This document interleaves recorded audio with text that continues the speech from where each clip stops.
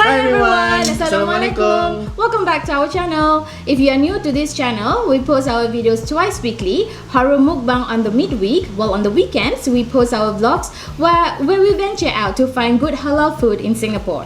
Yes, that's what we do on our channel. We stuff our faces while we talk about horror stories and experiences. If you have been loving our content so far, make sure to hit the subscribe button below and don't forget to turn on the notification bell so that you'll get all the latest updates whenever we post a new video. Hi everyone, my name is Andy. And my name is Emily. So this week, McDonald's announced that they are bringing back their Samurai Burger and Ninja Chicken Burger. But I think the Ninja Chicken Burger is a new one. Yes. But Samurai Burger it's back lah. So guess what we're having this week?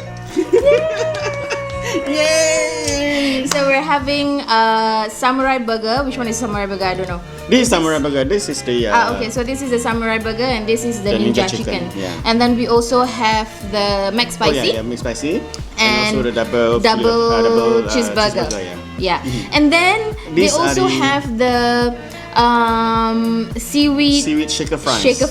Yeah. Yes. So let's dig in. I'm gonna go with the. Is this the chicken? This is the chicken, right? So this is the new. Oh, the bun is. I don't know. Is it black sesame bun or something? Yeah. Oh my god. It's lecha, everyone. So this is how it looks like. It's with the bun is not the regular bun if you can compare it. Yeah. It's black. I don't know what is it. I think it's black sesame bun. And I don't know the sauce. I think the sauce is still the ninja, like the samurai kind of. No. No. It's different. You wanna try the sauce? It has a tangy kind of taste. Yeah. But I'm not too sure what is this. Yeah. Okay, let's try if I'm gonna like it or not. Okay. Jom makan semua.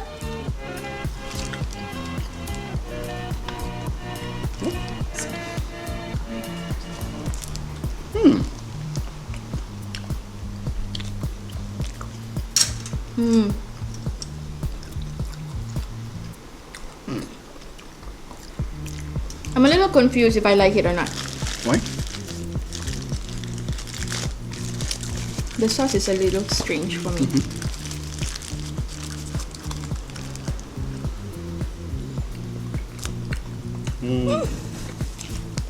I swear guys, my hijab is a collection. Emily's hijab also wants to eat the burger. Yeah, like earlier on I found a chip inside. Maybe you can keep some later. Well, I kept it. We had the salt and vinegar chips this morning. Yeah. So it was there all while. It remained crispy. Okay.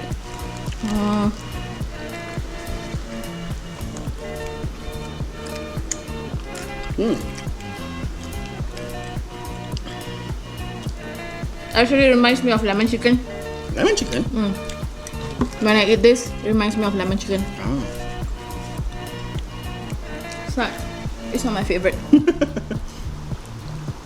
You want to taste my samurai burger? No, I'm going for the McSpicy. Guys, for the curry sauce, McDonald's is always one of my favorite sauce. What about you guys? Yeah. Do you like the curry sauce? For me, I always like it to eat with the fries.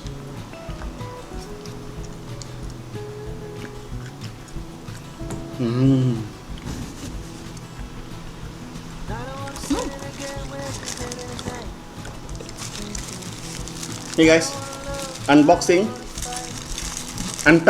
Sorry, unboxing. We already done this one. So unpacking the samurai burger. There, guys. I still love the McSpicy.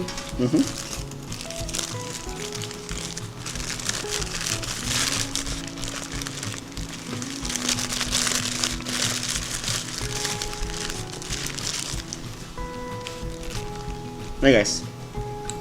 Okay.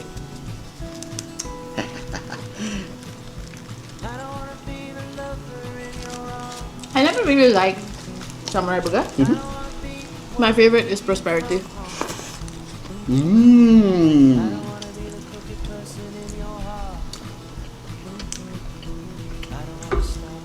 Pedas lagi.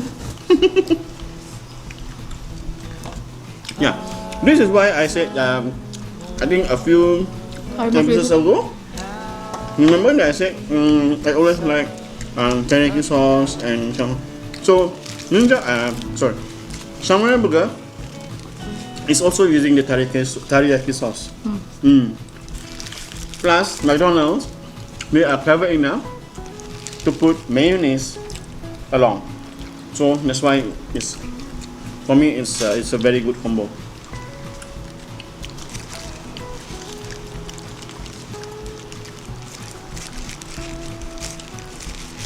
The ninja burger to me is a letdown. I'm upset.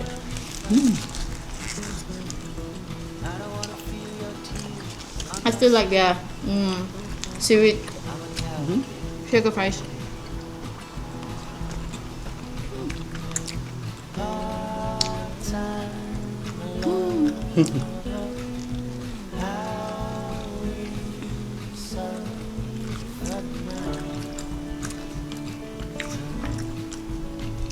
Okay, so shall we move on to the stories? By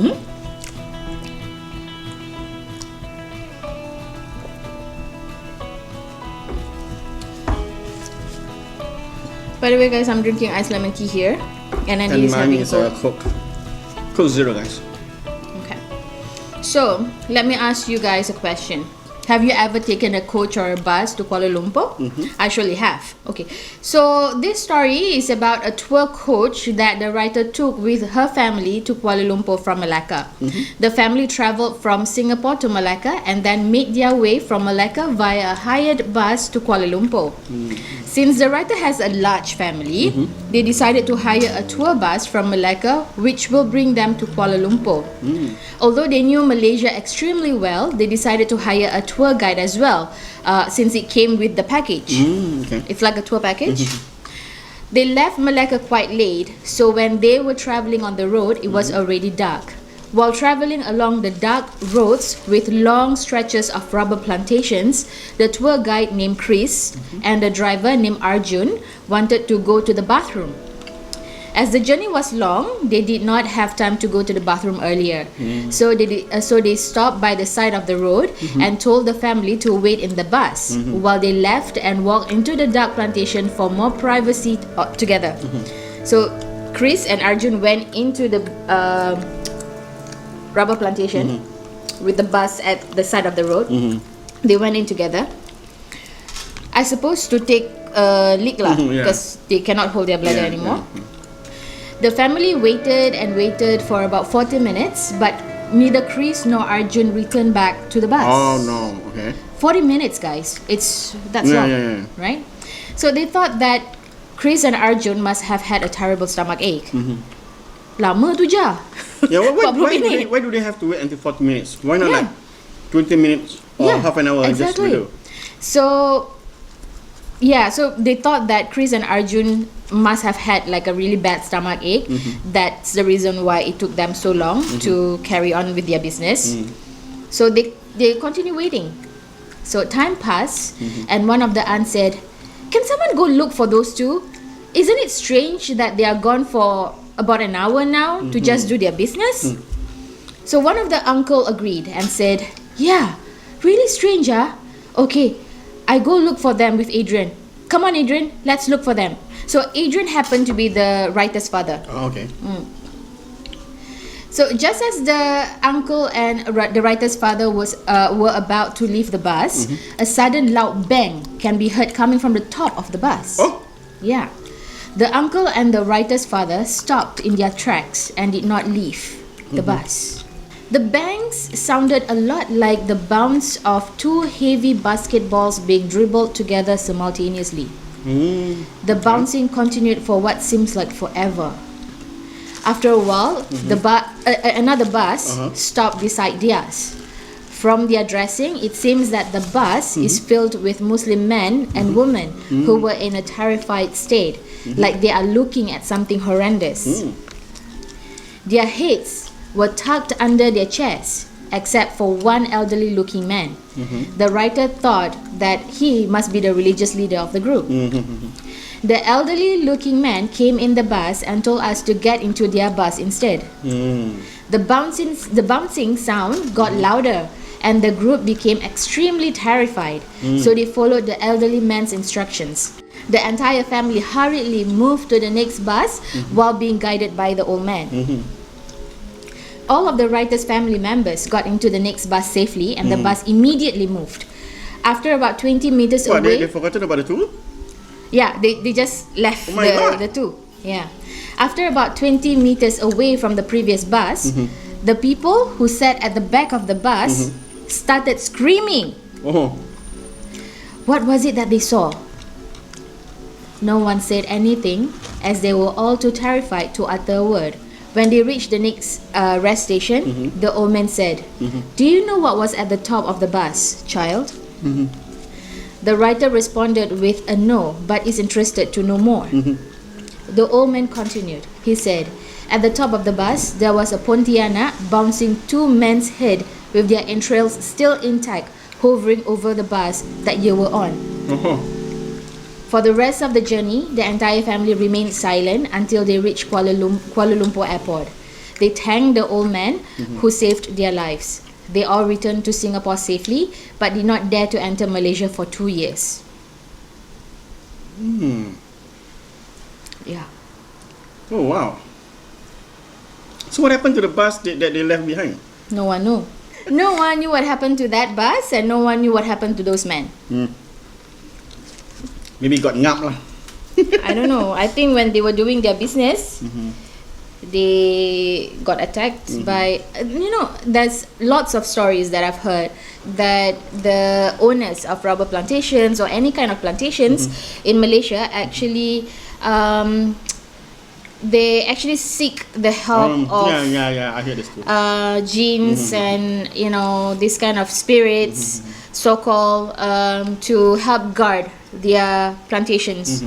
And whenever that they are like people trying to, what's it called, like intruders, like whenever there are intruders into the plantation, it's either the owner will be told about the intruders, and then the owner will confront the intruders, or this thing will take care of it themselves.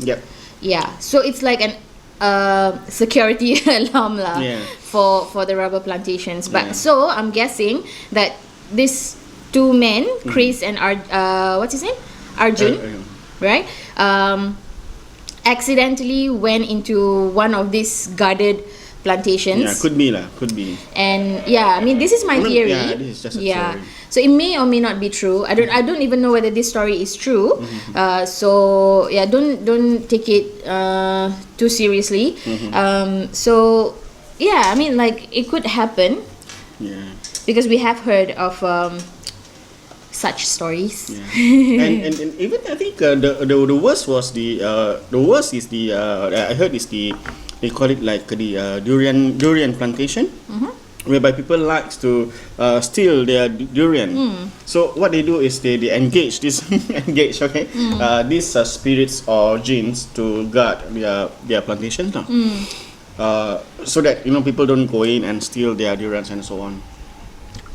I just want to add that this is not Islamic. No, of course, this is not Islamic teaching, but way back people, why? Okay, maybe you must be wondering why people do this kind of thing. But back then, I mean, not just now, okay. Back then, even during the World War and everything, during the past, these Japanese, they like to, because they're in the woods, right? They're in the jungle, so they don't have anything to eat. So these are the things that they will have to crave for. They will just eat whatever that they have. So that's why they engage this kind of thing. Yeah, I mean, this is what I know lah. This is what I heard and I read before once. Yeah. Not too sure anyway. So okay, so this is my next story. It's about a bus stop at Mount Vernon. Ooh, I've heard so many so stories about Mount Vernon. Who knows Mount Vernon? Me. So anyway, have you been to Mount Vernon? Not me, my friend has. Okay, I've been quite a few times. There's this bus stop at Mount Vernon that was said to be haunted. Okay, so they say if you had traveled through Mount Vernon Road between midnight and 4 a.m. and if you are lucky, you will see a beautiful young Malay mother with a baby in her arms. Who do you think that is? Don't know. Okay, it could be anything lah. It could be human, it could be jinn, right? So this one time, there was an ignorant taxi driver who happened to be there lah. So he picked up this girl, this lady. She boarded the taxi and just pointed ahead without saying a word. Yeah, like normally if you just get a taxi, right, you will say, "Uncle, I need to go here," right? "Uncle, I need to go here," right? So without saying a word, he just like, "Uncle," he just pointed without saying anything, like that, right? So the driver drove on ahead.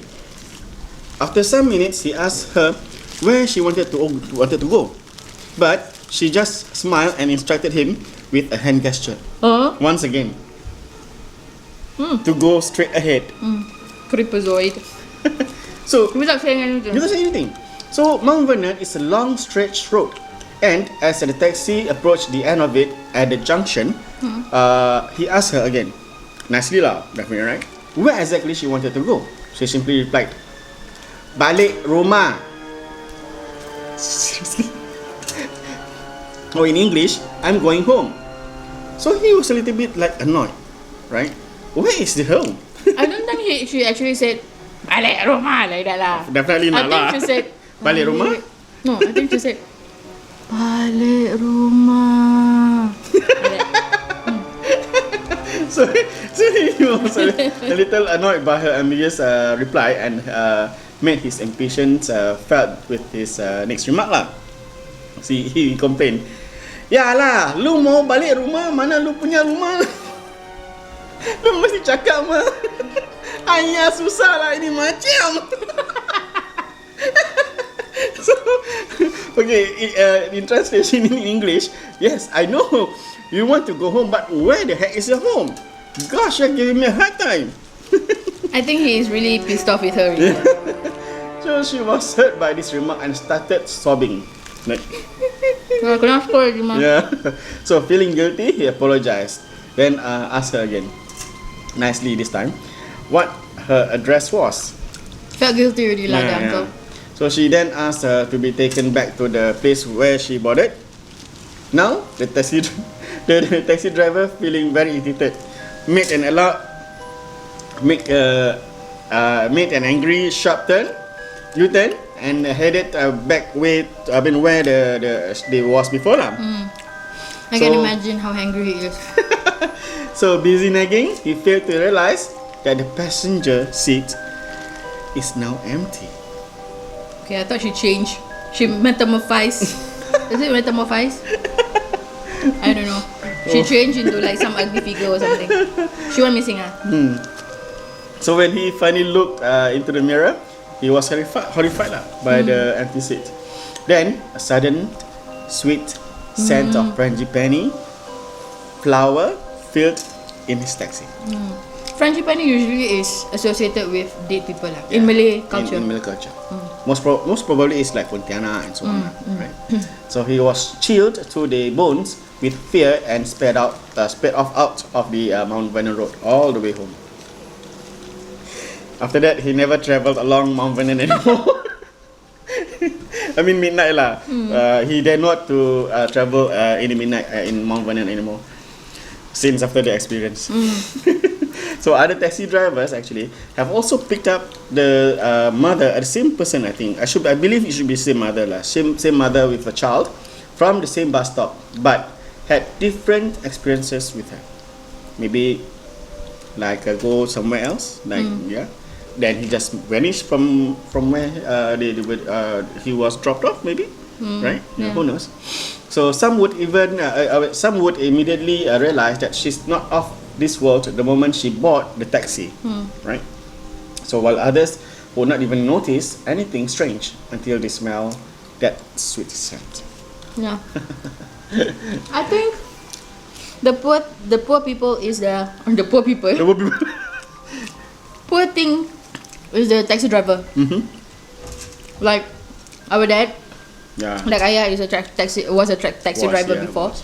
so he also experienced this kind of stuff. And like for my dad, he worked in the morning. He worked in the office in the morning, Yeah. and then after that, in the evening, he will kayo taxi lah. I mean, drive taxi lah.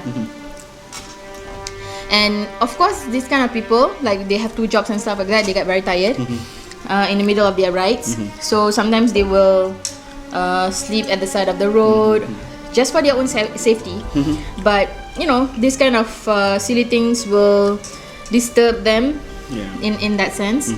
So if you are interested in this story about my dad being disturbed by I think jeans yeah, while he was sleeping at the side of the road in his taxi, put it in the comment section below. I think whoever that does that follows us that have rewatched our episodes before, I think my dad have ever told you the experience while he's driving a taxi. Yep. Yeah. So it's usually taxi drivers who will experience this kind of experiences, especially those who drive at night. Yeah. Like how I did before. Yeah, exactly. Yeah. So, okay, so that's all the stories that we have for you this week. We hope that you have enjoyed your time with us, and we hope that you join us again next week. So before that, don't forget to subscribe to our channel and don't forget to turn on the notification bell. Also, please click on the like button and don't forget to comment. And please share this video to whomever you know. Be nice to everyone and be kind to animals. We'll see you again next week. Bye. Assalamualaikum.